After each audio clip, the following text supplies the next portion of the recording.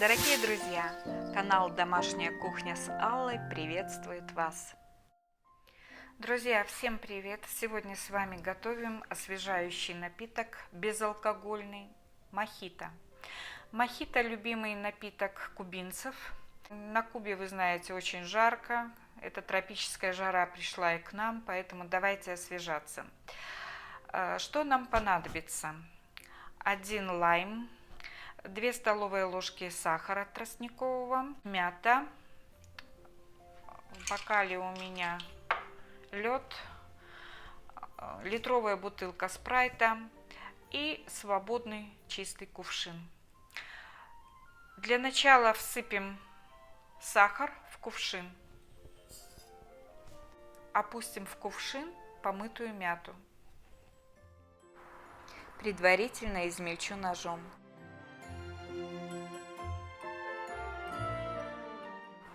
Добавлю ее к сахару. Теперь с кожурой нарежу лайм.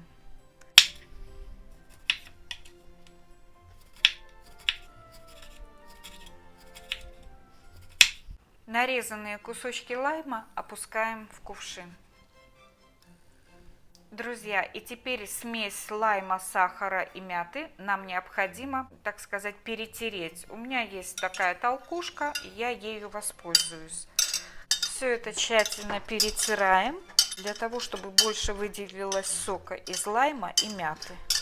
В эту замечательную смесь добавим 1 литр спрайта.